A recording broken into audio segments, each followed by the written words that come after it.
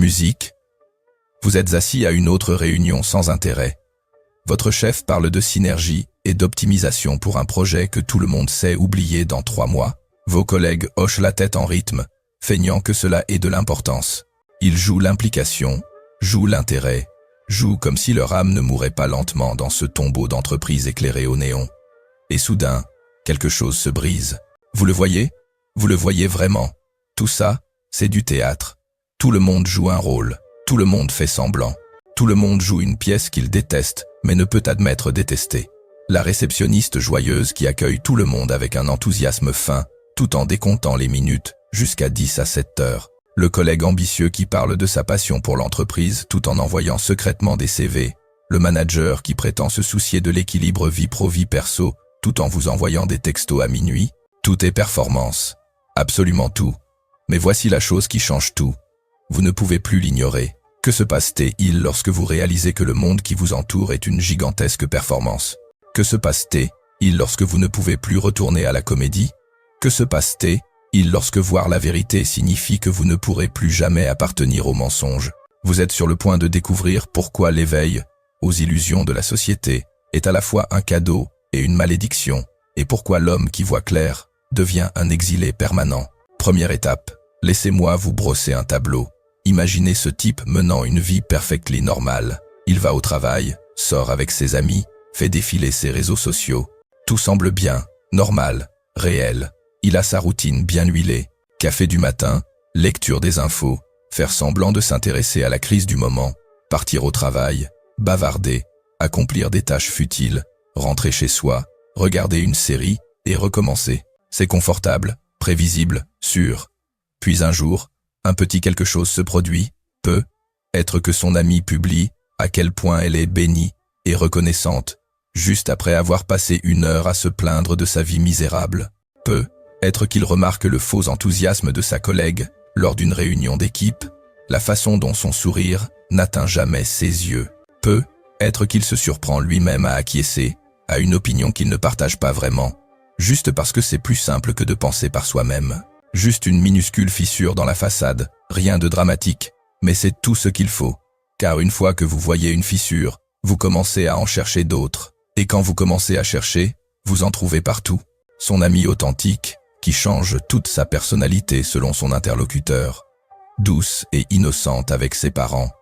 Déchaînée et rebelle avec ses amis fêtards. Professionnelle et ambitieuse avec ses collègues. Son pote qui a réussi mais qui croule sous les dettes, sans cesser de poster des photos de vacances, désespéré de maintenir l'illusion qu'il a tout pour lui. Ses collègues heureux qui se plaignent sans arrêt dès que le patron quitte la pièce, mais se transforment en joyeux coéquipiers dès que l'autorité revient. Tout le monde joue un rôle. Tout le monde ment. Tout le monde est faux. Et le pire, c'est qu'ils ne savent même pas qu'ils le font. Ils jouent la comédie depuis si longtemps qu'ils pensent que la performance est la réalité. Deuxième étape. Maintenant, imaginez ce qui se passe quand ce type commence à prêter une réelle attention, pas seulement en survolant la surface, mais en observant vraiment le comportement humain, en écoutant vraiment ce que les gens disent par rapport à ce qu'ils font, en observant vraiment l'écart entre qui les gens prétendent être et qui ils sont réellement. Ils voient les mêmes schémas partout, les mêmes scénarios, les mêmes performances désespérées, la même soif de validation sous différents masques. Le selfie à la salle de sport qui crie « Regardez comme je suis discipliné » de la part de quelqu'un qui sèche plus de séances qu'il n'y assiste. La fausse modestie déguisée en gratitude. La fausse préoccupation qui n'est en réalité qu'une pêche au ragot. L'indignation de façade pour des causes qu'ils oublieront la semaine prochaine. Les réseaux sociaux deviennent un défilé de gens rivalisants pour paraître le plus heureux, le plus réussi, le plus épanoui, tout en lui envoyant des messages privés sur leur anxiété, leur dépression et leur angoisse existentielle. Le travail devient un théâtre élaboré, où tout le monde prétend que ces tâches insignifiantes ont de l'importance. Ils utilisent des mots importants, comme engagement des parties prenantes et solutions à valeur ajoutée, pour décrire des activités qui pourraient disparaître demain, sans que personne ne le remarque. Ils organisent des réunions sur des réunions. Ils créent des rapports que personne ne lit. Ils simulent l'activité, tout en n'accomplissant rien. Les amitiés deviennent des échanges d'opinions répétés et de pensées empruntées. Ils jouent l'indignation politique, l'éveil spirituel, la curiosité intellectuelle, tout ce qui leur apporte la validation qu'ils recherchent désespérément. La même performance, différentes scènes. Et c'est là que ça devient tordu. Ce type ne devient pas négatif ou amer, il devient simplement lucide. Il voit ce qui a toujours été là mais dont personne ne parle. La voisine joyeuse, qui est en fait misérable, mais a besoin que tout le monde pense qu'elle s'en sort bien. L'ami qui a réussi, et dont toute l'identité repose sur le fait d'impressionner des gens qu'il n'aime même pas. La collègue spirituelle qui est plus matérialiste que quiconque, mais le cache derrière un discours sur l'éveil. Le père de famille qui prend des selfies à chaque kermesse de l'école, mais ne parle jamais vraiment à ses enfants. La féministe qui traite horriblement les autres femmes en privé. Il ne cherche pas ces choses. Il ne peut simplement plus s'empêcher de les voir. Les contradictions, l'hypocrisie, le besoin désespéré et pathétique d'approbation, déguisé en tout le reste. Troisième étape. Alors, ce type essaie de revenir à la normale, essaie de profiter des mêmes conversations, des mêmes activités, des mêmes rituels sociaux qui semblaient naturels avant.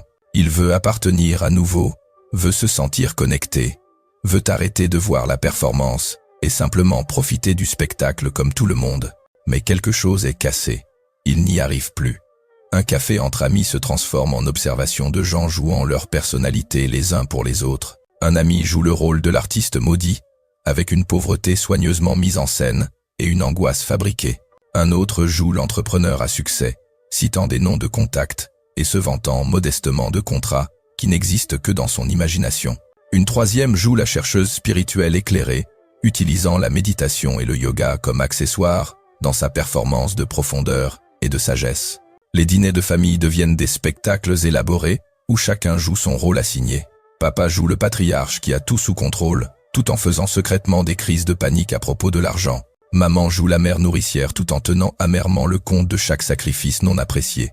Les frères et sœurs jouent leur rôle d'enfance, le responsable, le rebelle, le petit dernier, bien après que ces identités aient perdu tout leur sens. Les soirées deviennent des compétitions pour savoir qui peut paraître le plus réussi, le plus heureux, le plus épanoui. Les gens jouent leur carrière, leurs relations, leurs réussites, leurs difficultés, tout ce qui leur apporte attention et validation.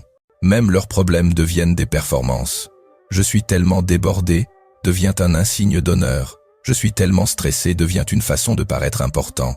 J'ai tellement de chance devient une façon de rendre les autres jaloux tout en maintenant une humilité plausible. Le même monde, une expérience complètement différente. Il essaie de jouer le jeu, essaie de rire à des blagues qui ne sont pas drôles, essaie d'acquiescer à des opinions qui n'ont aucun sens, essaie de s'intéresser à des drames complètement fabriqués. Mais chaque fois qu'il le fait, quelque chose en lui meurt, parce qu'il ne participe plus seulement à la performance. Il trahit sa propre conscience. Il choisit des mensonges confortables, plutôt qu'une vérité inconfortable. Et cela ressemble à une trahison de soi-même, au plus profond de son être. C'est alors qu'il réalise la terrible vérité. Une fois que vous voyez les ficelles, vous ne pouvez plus profiter du spectacle de marionnettes. Quatrième étape. Imaginez ce type essayant de partager ce qu'il voit avec les gens qui l'entourent, essayant de suggérer que peut être, juste peut être, certaines de ces choses ne sont pas réelles, essayant de souligner les contradictions évidentes, les performances claires, la fausseté désespérée, qui lui semble si visible maintenant. Grosse erreur. Ses amis pensent qu'il devient négatif. Pas négatif dans le sens de pessimiste. Négatif dans le sens de menacer leur vision du monde. Parce que s'il a raison, si ce qu'il voit est exact, alors toute leur réalité est construite sur des mensonges. Leurs relations sont une performance. Leurs réussites n'ont aucun sens. Leur bonheur est faux. Leur identité est empruntée. Leur vie est un mensonge. Sa famille pense qu'il traverse une phase. Ça lui passera. Il a toujours été trop sensible. Il réfléchit trop. Il traite son éveil comme une maladie mentale, quelque chose à guérir plutôt qu'à comprendre. Ses collègues pensent qu'il devient associable. Le gars qui riait à leurs blagues, participait à leurs ragots, prétendait se soucier de leurs projets insignifiants. Maintenant, il est silencieux, distant, n'adhérant plus à l'illusion collective. Et cela les met mal à l'aise. Pourquoi tu ne peux pas simplement être heureux comme tout le monde? Pourquoi dois-tu tout analyser? Pourquoi ne peux-tu pas simplement te laisser porter? Ce ne sont pas des questions, ce sont des exigences. Des exigences de retourner à l'aveuglement, d'arrêter de voir, d'arrêter de menacer leurs illusions confortables. Parce que si ce qu'il dit est vrai, si leurs relations sont une performance, leur réussite insignifiante, leur bonheur factice, alors leur vie entière est un mensonge. Et c'est une perspective trop terrifiante pour la plupart des gens. Alors il rejette le messager, le repousse, le traite de fou, et prouve son point de vue par la même occasion. Ils sont tellement investis dans la performance qu'ils attaqueront quiconque menace de la dénoncer. L'homme éveillé devient dangereux non pas parce qu'il est violent ou destructeur, mais parce qu'il est lucide. Et la lucidité est l'ennemi des mensonges confortables. 5e étape. C'est ici que commence le véritable isolement. Ce type réalise qu'il vit dans un monde complètement différent de celui de son entourage. Il voit de la connexion. Il voit de la performance. Il voit des gens se lier autour d'intérêts communs. Il voit des gens se lier autour d'illusions partagées. Il voit de l'authenticité. Il voit un jeu d'acteurs. Il voit quelqu'un être vrai et sincère. Il voit quelqu'un jouer à être vrai et sincère. Il voit du sens. Il voit de la distraction. Il voit des causes importantes, un travail qui a du sens, des réussites significatives. Il voit des moyens élaborés d'éviter le vide fondamental de leur vie. Il voit une communauté. Il voit du conformisme. Il voit l'appartenance et l'unité. Il voit un troupeau d'individus effrayés, essayant désespérément de se fondre dans la masse pour ne pas avoir à se faire face. Il est seul dans une pièce bondée, pour toujours. Et le pire, c'est qu'il ne peut pas leur expliquer, car pour comprendre ce qu'il dit, il devrait voir ce qu'il voit. Et s'il pouvait voir ce qu'il voit, il ne serait plus eux. Il serait comme lui, éveillé, conscient, seul. C'est comme être la seule personne à voir les couleurs dans un monde de daltoniens. Vous pouvez le décrire autant que vous voulez, la beauté, l'éclat, la complexité. Mais ils ne comprendront jamais vraiment. Leur cerveau ne peut littéralement pas traiter ce que vous essayez de communiquer. Sauf que c'est pire que ça, parce que les daltoniens savent qu'ils sont daltoniens. Ils savent qu'il leur manque quelque chose. Ces gens ne savent pas qu'ils vivent dans une performance. Ils pensent que leur monde factice est le monde réel. Ils pensent que leurs pensées empruntées sont des idées originales. Ils pensent que leurs émotions jouées sont des sentiments authentiques. Alors, quand vous essayez de leur montrer la vérité, ils ne se contentent pas de ne pas comprendre. Ils résistent activement. Ils se défendent. Ils protègent leurs illusions comme si leur vie en dépendait. Parce que d'une certaine manière c'est le cas. Toute leur identité est construite sur ces illusions. Sans elles, ils devraient faire face à qui ils sont vraiment. Et la plupart des gens préféreraient mourir plutôt que de faire ça. Alors ils arrêtent d'essayer. 6e étape. Quand ce type arrête de participer aux conversations factices et aux rituels vides, les gens le remarquent. Ils le traitent d'associable, d'amer, de dépressif. Il était tellement plus drôle avant. Il a changé. Quelque chose ne va pas chez lui. Mais ils ont tort. Il ne se retire pas parce qu'il déteste les gens. Il se retire parce qu'il ne peut plus trahir sa propre conscience. Chaque conversation futile ressemble à une torture. Alors, ce temps, tu as vu ce qui s'est passé dans la série, tu te rends compte de ce que cette célébrité a fait, des conversations conçues pour combler le silence, sans rien communiquer de réel. Chaque publication factice sur les réseaux sociaux est comme un poison. Les moments forts soigneusement sélectionnés. La fausse modestie, l'indignation de façade, l'authenticité fabriquée. Chaque performance de se soucier de choses qui n'ont pas d'importance est comme une petite mort. L'excitation de ses collègues pour une promotion qui s'accompagne de plus de travail insignifiant. Le drame de son ami à propos d'une relation clairement toxique mais qui fournit un matériel infini pour une performance de victime. L'obsession de sa famille pour les apparences. Qu'en dira Théon, ce qui rend bien sur les réseaux sociaux, ce qui maintient l'illusion de succès et de bonheur. Le retrait n'est pas un abandon, c'est de l'autoprotection. Car quelle est l'alternative? Passer sa vie entière à faire semblant, se rendormir, échanger sa lucidité contre leur confort. Certaines personnes peuvent faire ce compromis. Elles voient la vérité, prennent peur et choisissent d'oublier. Elles ferment les yeux, se bouchent les oreilles et replongent dans la performance. C'est plus facile, plus sûr, plus confortable. Ce type ne peut pas. La vérité l'a trop changé. Il préfère être seul et vrai qu'entouré et faux. Il préfère affronter le vide honnêtement que de le combler avec des distractions futiles. Il préfère être isolé avec son intégrité que connecté par des mensonges. Et ce choix scelle son destin d'exilé permanent. Parce que la société n'a pas de place pour ceux qui ne jouent pas le jeu. Il n'y a pas de rôle pour la personne qui voit à travers la performance. Pas de scénario pour l'homme qui refuse de faire semblant. 7e étape. Voici quelque chose dont personne ne parle. La société a un système immunitaire. Quand quelqu'un arrête de croire au scénario, arrête de jouer le jeu, arrête d'avoir besoin de l'approbation du groupe, le groupe riposte violemment. Il le traite de négatif. Pas seulement pessimiste, mais dangereux pour leur vision du monde. D'amer, pas seulement déçus, mais menaçants pour leurs mensonges confortables, d'associables, pas seulement introvertis, mais refusant de participer à leur illusion partagée, de dépressifs, pas seulement tristes, mais mentalement malades de voir la réalité au lieu de la performance. Ils suggèrent une thérapie, non pas parce qu'ils souffrent, mais parce qu'ils les mettent mal à l'aise. Ils insinuent que quelque chose ne va pas chez lui, non pas parce que son comportement est destructeur, mais parce que sa conscience est menaçante. Ils lui font sentir qu'il est le problème, non pas parce qu'il fait du mal à quelqu'un, mais parce qu'il refuse de valider leurs illusions. Pourquoi?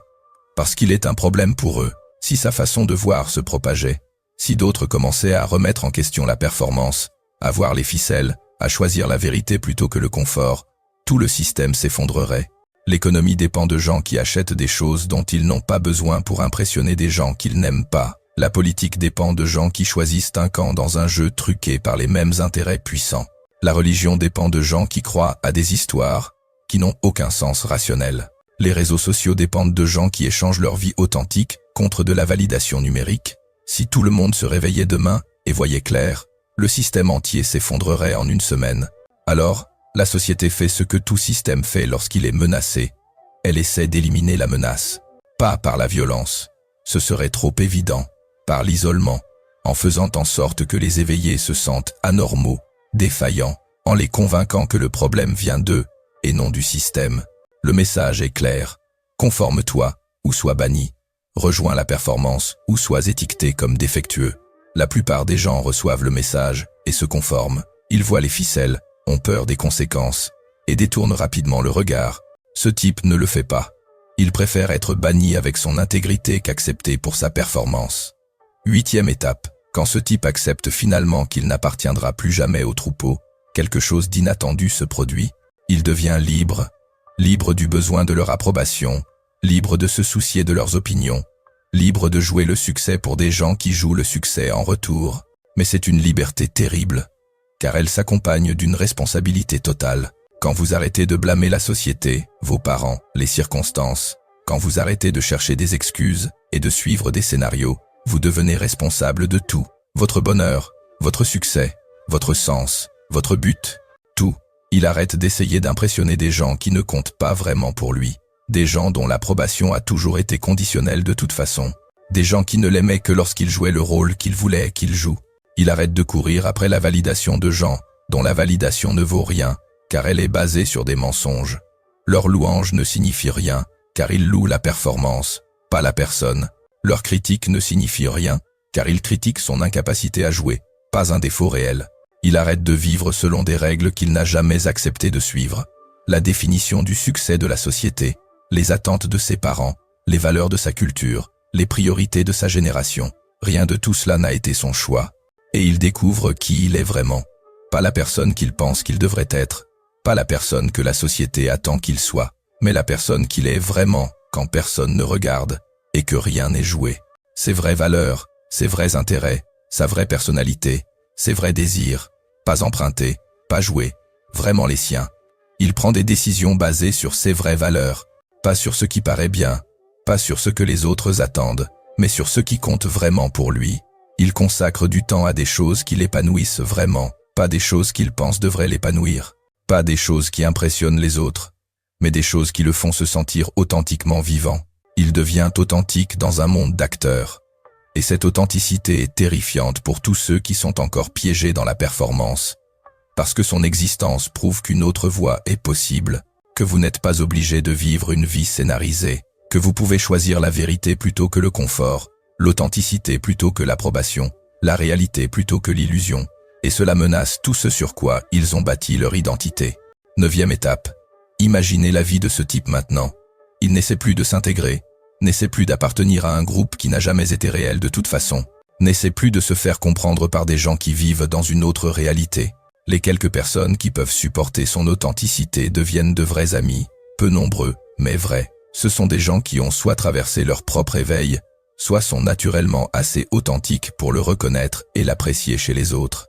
La qualité prime sur la quantité, la profondeur sur la superficie, la vérité sur le confort. Il construit une vie basée sur ce qui compte vraiment pour lui, au lieu de ce qui est censé compter. Être un travail créatif qui ne paie pas bien, mais qui l'épanouit profondément. Peut être des relations qui sont désordonnées et compliquées, mais réelles. Peut être des causes qui aident vraiment les gens, au lieu de simplement le faire paraître bien.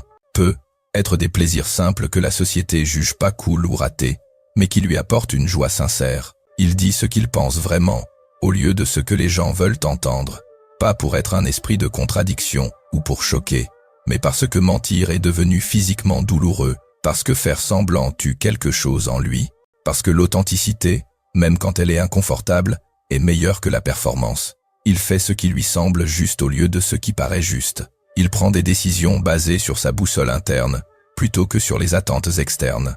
Il choisit des relations qui le nourrissent, plutôt que celles qui sont belles sur le papier. Il poursuit un travail qui correspond à ses valeurs, plutôt que de simplement courir après l'argent ou le statut.